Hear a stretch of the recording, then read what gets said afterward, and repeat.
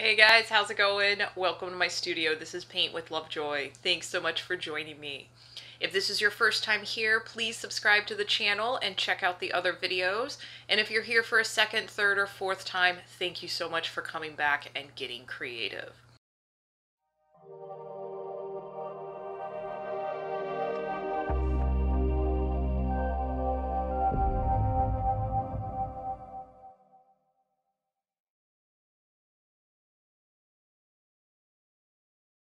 Alright guys, up for another fun painting today. So grab your supplies, transfer your traceable to your surface, and as always, make sure you take your progress photos. Now on mine, I went over my traceable with a black Sharpie marker for those of you at home that are going to pause the video and draw what you see. If you're using the traceable, you do not have to go over your lines. And we're going to start with the water. We're going to start with a light blue, so we're using that large flat brush. And starting with the white, adding a tiny amount of blue, and demonstrated a few different brush strokes. So try different ways to hold your brush and apply the paint so that way you can find what is comfortable for you. And we're going to kind of put this in a few select areas, then we'll go with a little bit of a darker blue and fill in the space, and we'll do a little bit of wet on wet blending. So I'm proud of you guys for painting at home. If you're one of my first time painters, take a big inhale, relax. Remember to breathe as you go through the painting of the process of painting. You'll find that you actually hold your breath more than you realize. So here we're actually making that color again, added a little bit more blue to it. And if yours is a little lighter or darker than mine, totally okay. We're just going to go with some variety of shades of blue for our water. And you can see on our koi fish, I actually just chopped off his side fins. It's okay if you do the same thing. We can apply acrylic paint on top of it later on. All right, doing great, filling all that space, taking up this watercolor, these shades of blue right up on top of those traceable lines. And here you can see where I go a little bit darker next to the lighter area and just use light pressure and blend the two together. This is called wet on wet blending. Now, if you feel like using teal or other colors in your water, go right ahead and do that.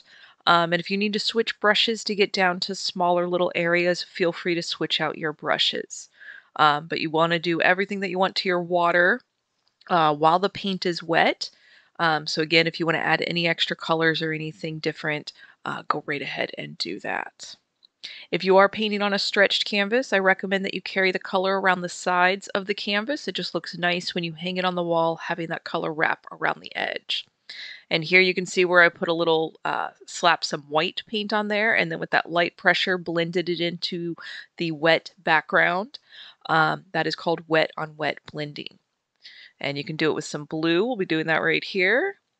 And again, just kind of play with it. Play with that pressure of your brush.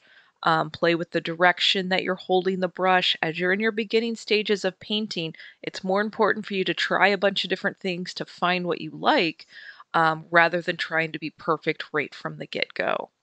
Painting's more about the process of painting and getting more comfortable and kind of improving your skills, not comparing to somebody else, but you getting better for your process.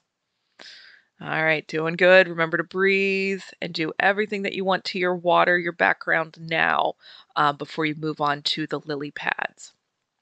And the lily pads can be any shade of green that you want. I start with the yellow and then add the green. And you'll see in a few other places where I add a little bit more green or go back with yellow. Again, just kind of play with your process. Have fun. If you want to finger paint today, go right ahead. If you want to paint with a knife or a different tool, please do that. It is more important to get into the process of painting rather than not paint at all because you're scared. You will find that after a couple of paintings, you go, it's not too bad. I'm going to give it a try again, or you'll start challenging yourself a little bit more. So here, as you can see, as the video is going on, I've been adding chunks of yellow and green. Again, just kind of play, mimic what you see on the video, and just kind of have fun. Trust your instincts as you're working on your canvas. Like I said, that's going to be the best way for you to learn your process. And then pause the video, take your progress photo. You can let all of this dry, or if you're pretty eager, you can jump right into it. Just be kind of careful if your blue paint is still wet. We're going to take some white, super exciting. We're going to fill in the koi. And I am using student grade paint, so I'm applying my paint a little bit thicker than I would if I was using artist grade paint that's already pretty opaque. So if you're using paint that's on the thin side, apply it a little bit thicker, or you can apply 2 layers of it. Adjust for what you need with your paint at home. Now we're going to make a super light gray and do a little bit of shading on our koi fish. And again, this is where your power of observation is going to come into play. Observe where I place it and the general direction that I blend it into the base, and just mimic that to the best of your ability on your canvas at home. We're going to repeat this same process when we do the lotus flower above the koi fish. Again, remember to breathe. You're doing great. And a lot of things that you learn in today's painting, you're going to apply to your next painting and go, oh, it's a little easier. It's a little more comfortable. And that's, again, the point of painting and finding your process. So now moving on to the lotus flower, we're going to do the same thing. We're going to load it up with some white paint, and then we'll go in with some of that light gray.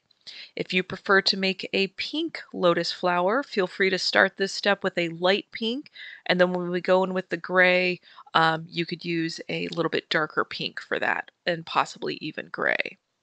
Again, full permission to switch out colors and make this painting your own. Again, going right over those traceable lines, and because I outlined mine with the Sharpie marker, I'm applying that paint pretty thick because I do want them fully covered. I actually don't like having the outlines show, even though we'll outline a little bit later on. So many, many different things to try in your painting adventure. So now going in with that light to medium gray, again, just kind of placing these in a few specific areas and then using that light pressure just to blend that into that base white paint. And if you need to, wipe off your brush, so you're wiping off that excess paint, and then you can go back and do your blending, and you have a little less kind of contamination with it, because you do want to make sure this stays a good majority of your main color. We do want this to look like a white lotus flower, so not a gray lotus flower. And when we do some of the outlines with this, that just does kind of help define it.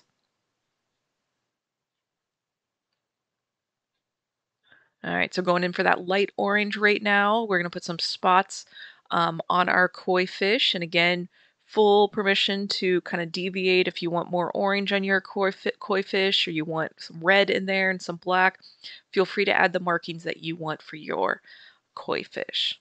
And here, go and add in just a touch more of the pigment of orange compared to the light orange.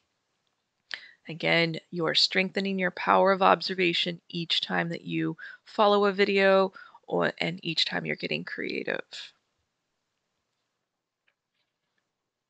All right, going back to that white, going to put a few extra highlights on there and get those side fins in. And I am using that small pointy brush and kind of light pressure, kind of treating it almost like a pencil as I'm drawing these side fins in. My background is fully dry as I'm doing this because I don't want anything mixing with it. And here you can see that by placing that color right on top of the background, it stands out a little bit more. So acrylic is really nice for layering your paint and your colors. And doing the same thing on the lotus flower, adding a few highlights. Again, you can follow what I'm doing as well as trust your instincts. If you're inclined to put it somewhere, I do not. All right, another place to pause the video, take your progress photo. We are going to move into our black outline. And again, I do recommend letting your paint dry so that way you don't get anything mixing in with your black paint as you do this outline. And as you're working on the outline, we are using that small pointy brush. We are treating it like a pencil, using just the end of the last 2 millimeters of the bristle and light pressure. You will notice that more pressure creates a wider line, light pressure creates a skinnier line. And for my first timers, if this is first time that you're doing these lines and you have varying widths of line in your painting, totally okay. Just embrace it. The next time that you go to do your outlines, you may be a little more consistent with the line width, and that just shows that you are evolving and that your skills are growing. If you're finding that your brush is shaky as you're going to apply this, that does mean you're holding your breath. So please exhale as you touch the brush to the canvas, and it'll make it a little bit easier for you. We're going to put those little fish eyes in there and a little spot for his mouth. Again, you can add what you want or don't want in there. Then we're going to put a little catch light on the eye and a little hint of a kind of a top eyebrow on the eye. Again, feel free to pause that video, possibly zoom in so you can see it a little bit easier. And then outlining those lily pads. And with the lily pads, I am using a bit more pressure, so it's a bit thicker line. All right, and then do fully let this dry. We're going to put some water lines in there so we can differentiate what's underneath the water to what's above the water. Again, observe where I'm placing this. I'm using that large flat brush and just the end of it. And we're using the direct blue here. And again, we're thinking that these are the ripple lines on the water. So there is going to be some movement to it. Maybe it curves around the koi fish. Maybe it curves around the lily pads. Half of the lotus flower is the reflection. So the bottom half, we want these lines going on top of it. The lines are going to go on top of the koi, and it again gives the illusion, this magical illusion on our surface that we have these elements underneath the water. We are going to repeat this step with pure white in a moment, and again, feel free to add colors in here. As you do this, also step back and look at your painting from a distance of 5 to 10 feet away. This is the normal viewing distance for most things in life, and especially for artwork. So when you look at it from that distance, if you go, oh, you know, I need some more water lines over here, trust that and add them to your painting. Like I said, trusting your instincts in the creative process is only going to help your skills grow and kind of help you find that kind of nice relaxing groove with the painting process. So just adding those final touches of white in there. I'm really proud of you guys for painting at home. If you want to add a little frog on your lily pad or a bee or a butterfly somewhere or another koi fish, please make this painting your own and just use this as a guideline. So thank you so much for getting creative with me and taking time out of your day to paint. Please don't wait too long to do your next painting. And until then, cheers.